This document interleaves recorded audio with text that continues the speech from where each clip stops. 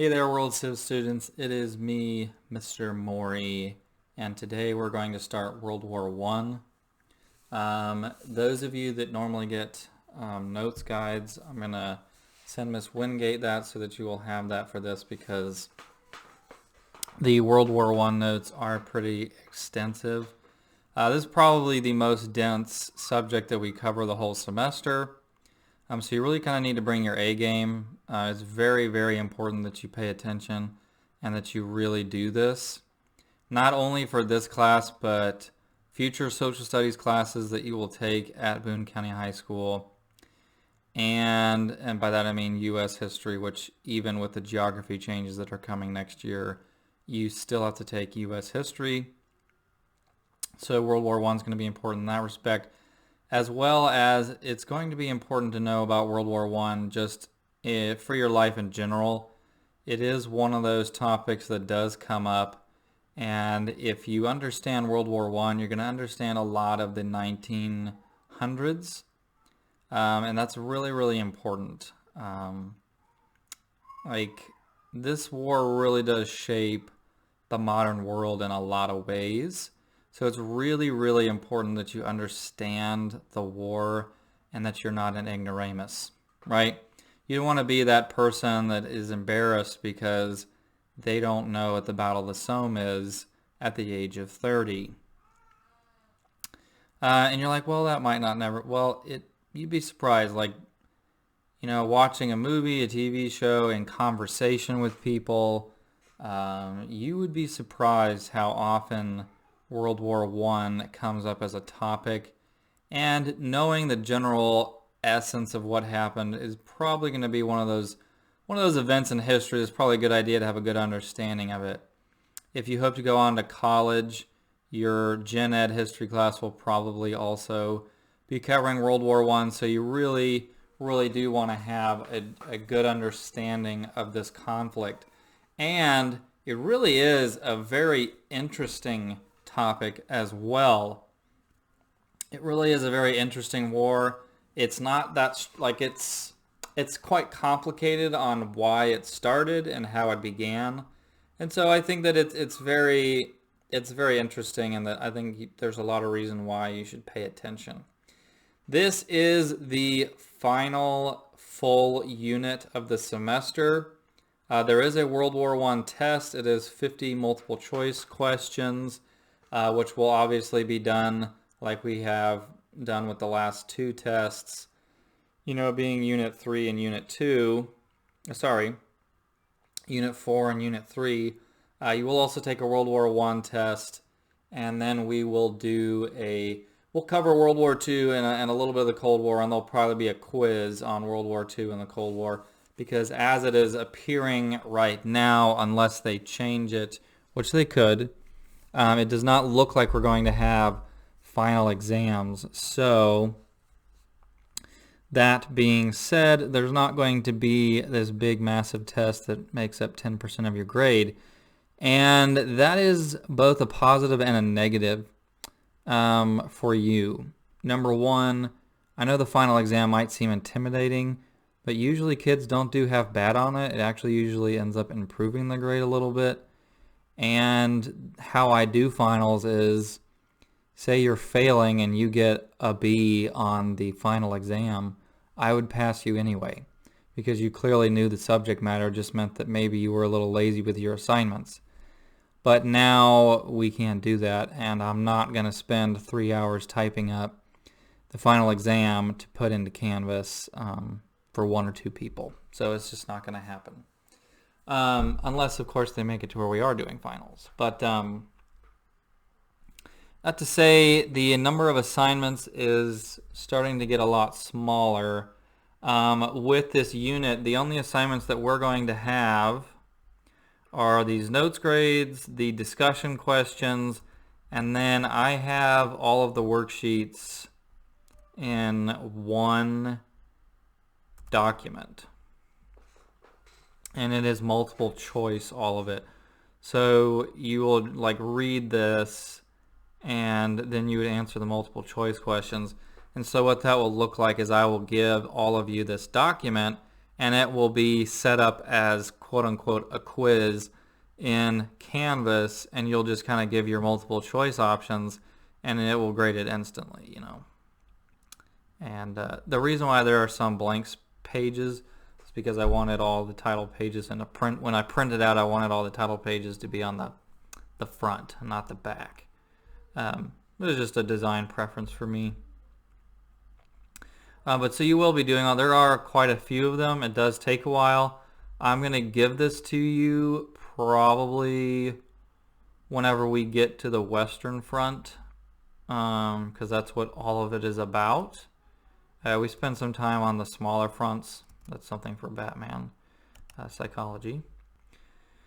So yeah, no worksheets yet, but that is coming. There will be discussion questions. I wouldn't expect you to do all the worksheets on one day. It's more like do one a day, and you know, you spread it out like that and it should be fine. And then when it's due, you just put in your answers that you already have done. All right. So let me move me to the other side because I believe most of the titles in this are on the left. I want to not block up as much as possible. So as per usual, you will write down what is underlined. That being said, the notes grade is going to be pretty substantial for this. You want to make sure that you're actually taking them. Whenever I do check for the German unification and World War I notes, they're going to be two separate grades. And the World War I notes grade is going to be pretty substantial because it is a pretty big PowerPoint. It's a pretty big unit. Now that being said, this PowerPoint used to be over 650 slides. I have trimmed it down to under 200, of which about 60% of those slides are pictures. So about 90 slides of notes for this PowerPoint, which is pretty substantial still. It's a lot of writing. So if I ever go too fast on something, just pause the video, make sure you write it down.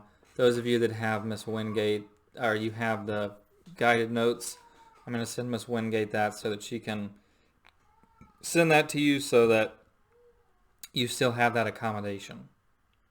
All right. So the Great War, that is what World War I is called for the longest time.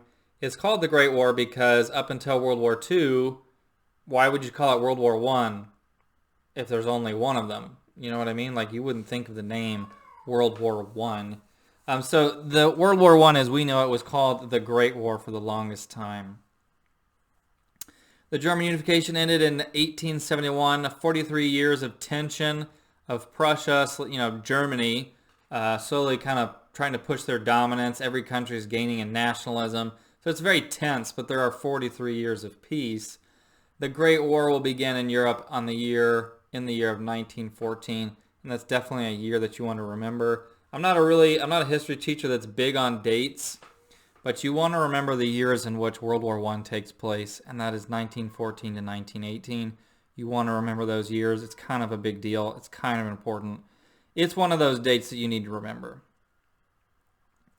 43. The war to end all wars was the nickname given to World War I because people in that time legitimately believed that it was the war to end all wars.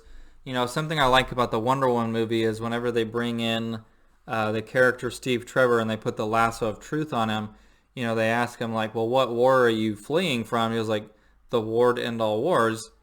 And the reason I like that moment is because the lasso of truth compels whoever it's wrapped around to tell the truth.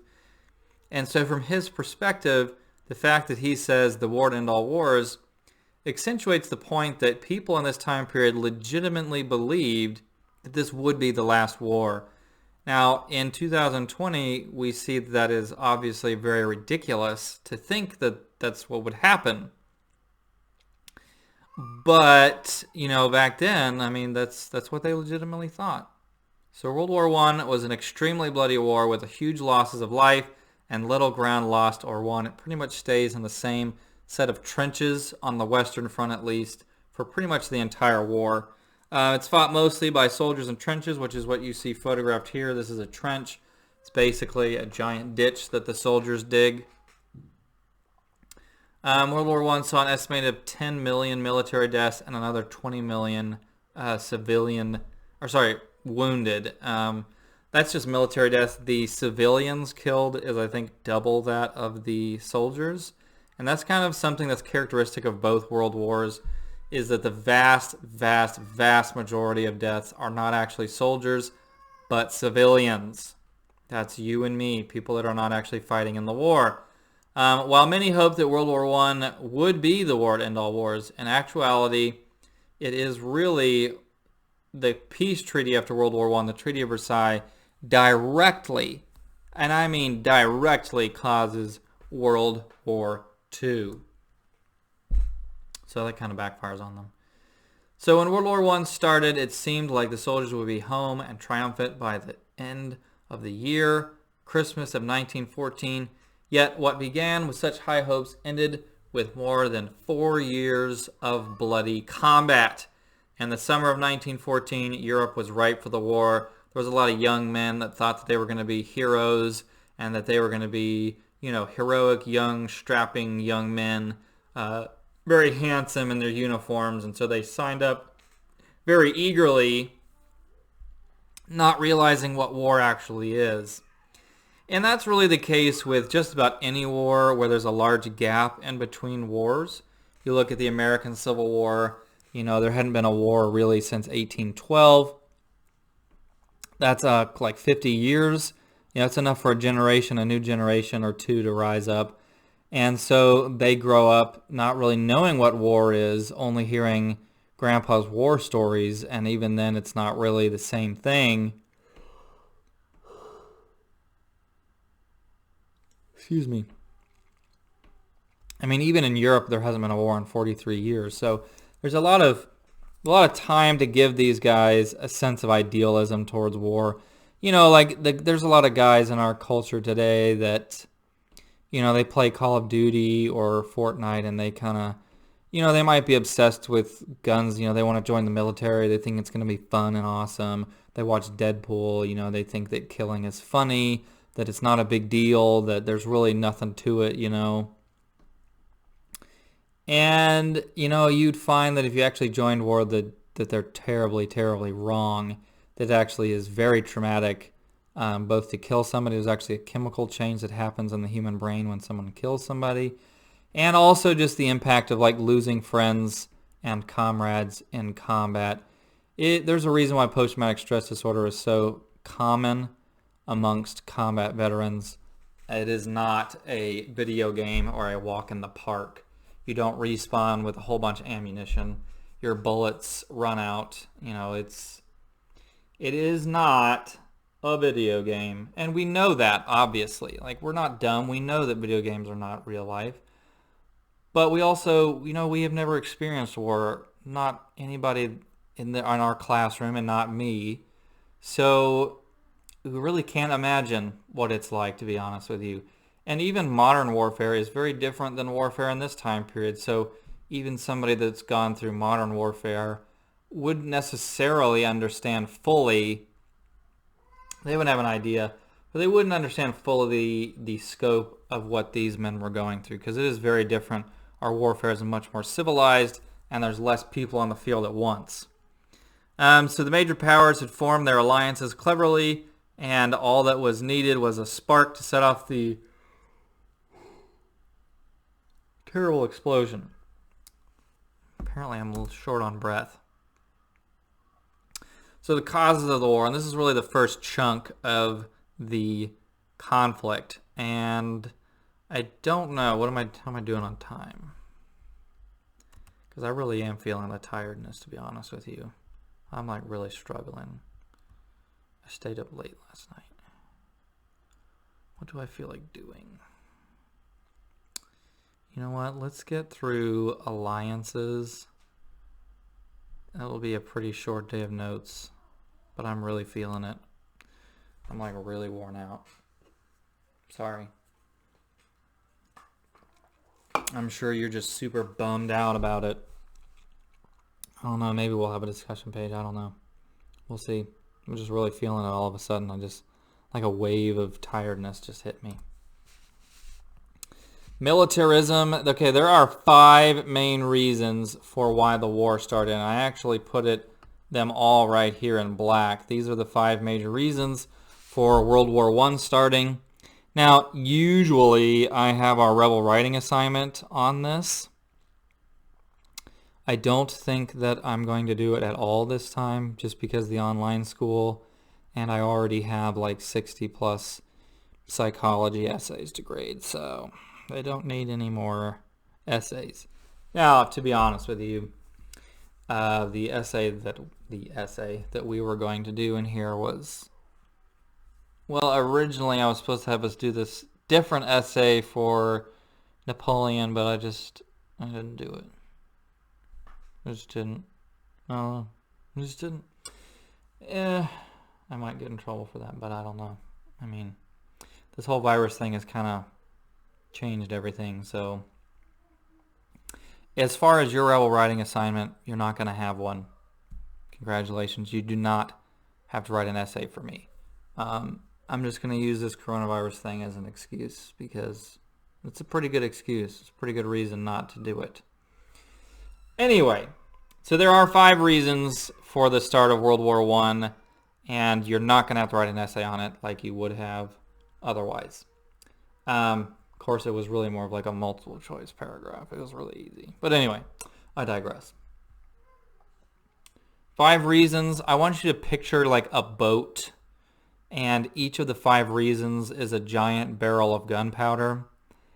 And by itself, it's pretty much harmless. There's the potential for danger, but something has to ignite it in order for it to go anywhere. So there's going to be 5 major reasons that the war begins. Each of them is a big old barrel of gunpowder, and they're sitting there in the boat, but nothing is going to ignite them unless there is a spark. And we'll get to that spark at the end of this first part of the World War I notes. This is usually, I usually get this far, I usually start doing the notes right after you guys finish the Unit 4 test.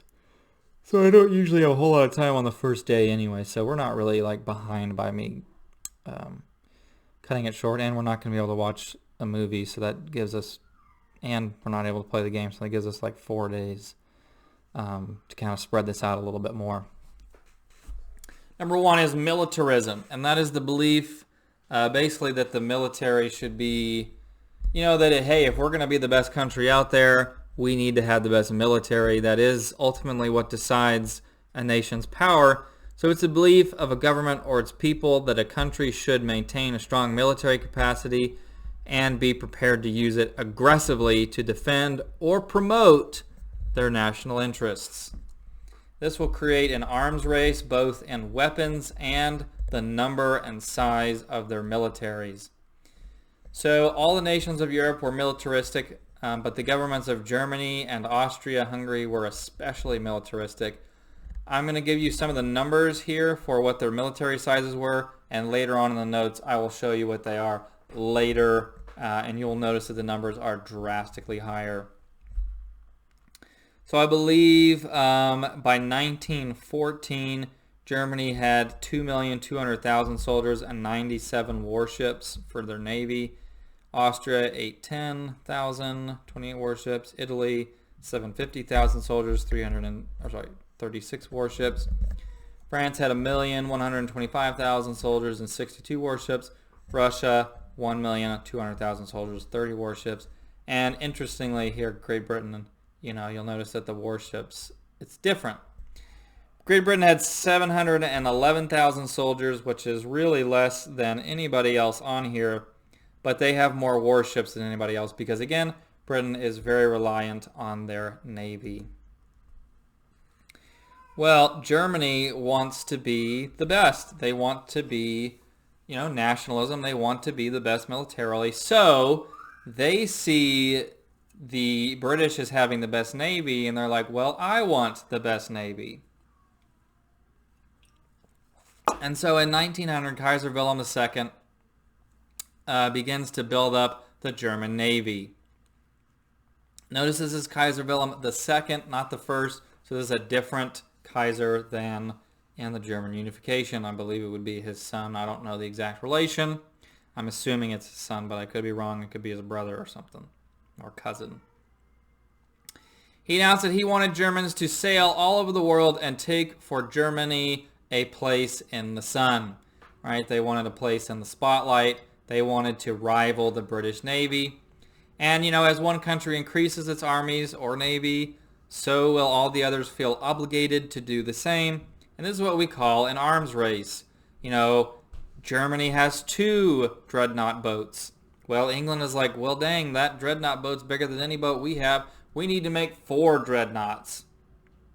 And then the Germans are like, oh, well, now the British have 4. We need 6. And then the English are like, and it just keeps on going.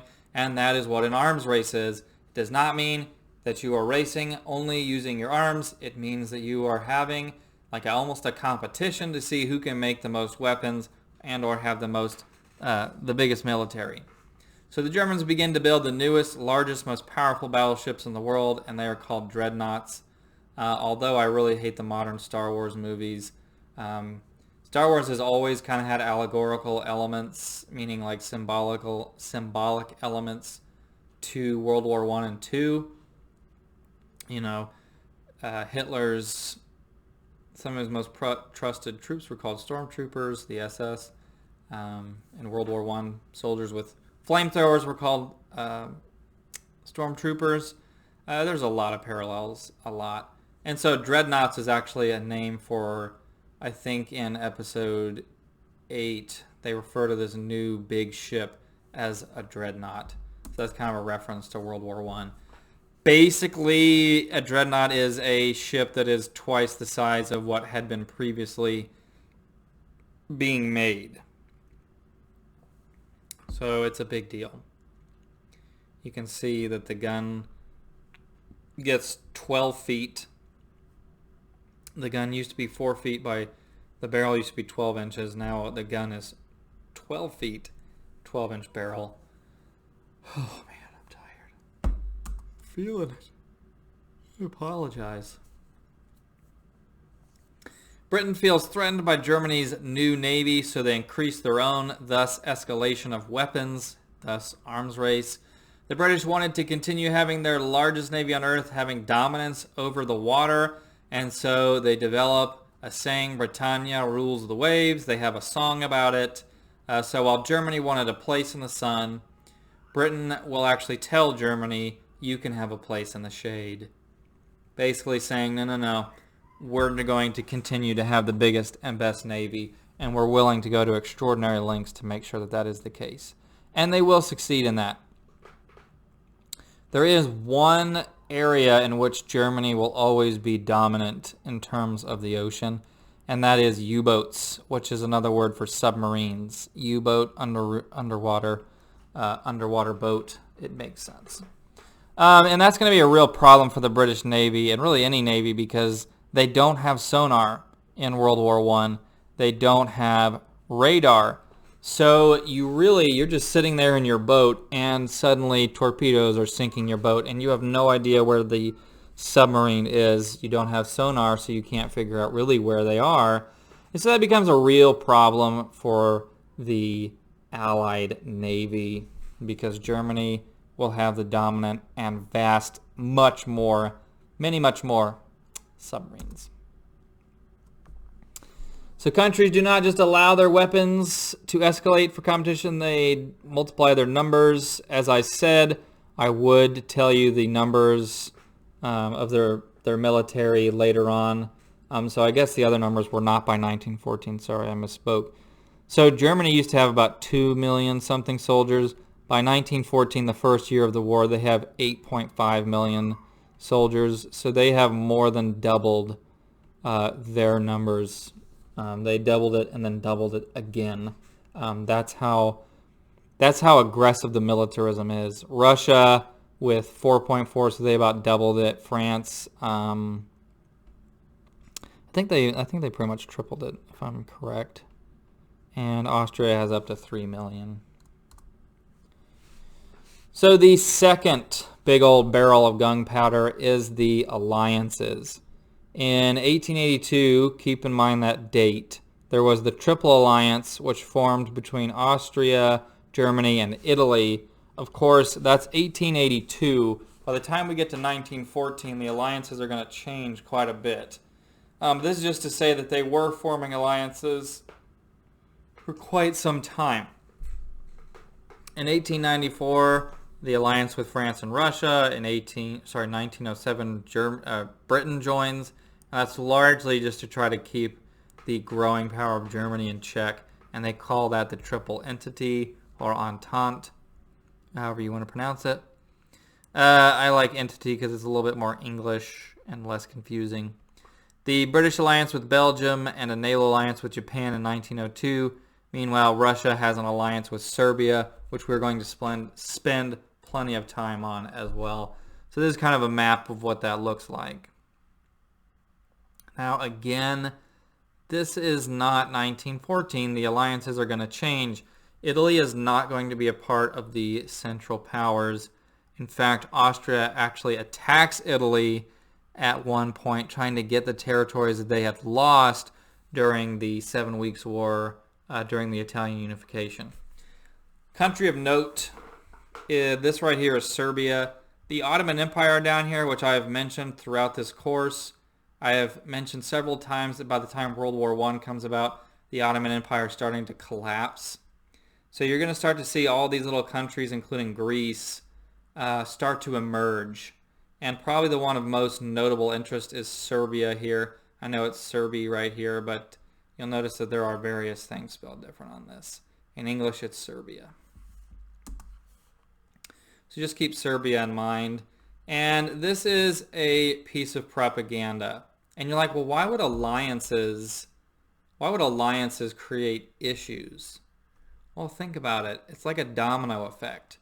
If these two countries declare war on each other, then because you're that country's ally, you feel obligated through a legally binding document to come to their aid. Plus, everybody at this point is looking for a reason to fight. So when Serbia and Austria declare war on each other because of an assassination that takes place, well, Russia joins the war because, well, they're Serbia's ally. And then France joins it because they're Russia's ally. And then England joins because England is France's ally. And on the other side, you have, well, Germany is Austria's ally. And it just keeps escalating. It's like dominoes that falls. And so what could have just been a small, dinky little war between Serbia and Austria because of an assassination, it could have just been that. But because of these alliances, it drew in all of these world powers and made it into a global conflict. And it really was global. There was an army from each continent, other than like Antarctica. I don't even know if Antarctica is considered a continent. I can't remember. Australia, there are Australians fighting in this. There are Japanese fighting in this. There are Chinese fighting in World War I. There are people from India. There are people from Canada, America, South America, Central America, obviously Europe. Everybody's involved in this war. And a very large reason of why that is the case is because of these alliances, because it has that domino effect. So the two reasons for the two barrels of gunpowder that we have talked about today is militarism and alliances. All right.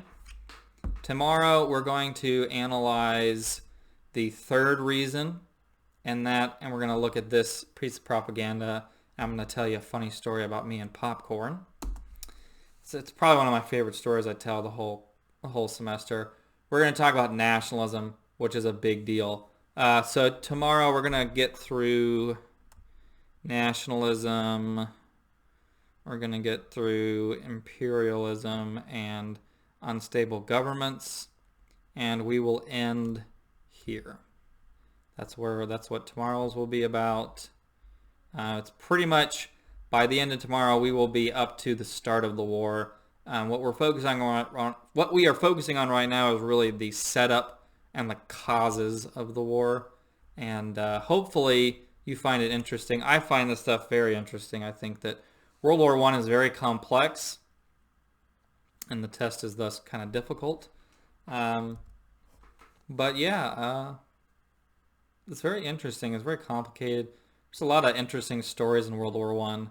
There's one story I'm going to tell you about basically an army of wolves that attack these Russians and Germans and start eating them. Anything goes in World War One, truly. But anyway, have a wonderful day. There will be discussion questions about this. Might be just one or two. I'm going to try to keep it light. I know that there's a lot of writing in this PowerPoint, so I want to keep it chill. Have a wonderful day. World War I unit's probably the hardest unit, so make sure that you're ready for that test. Have a wonderful day. Peace out.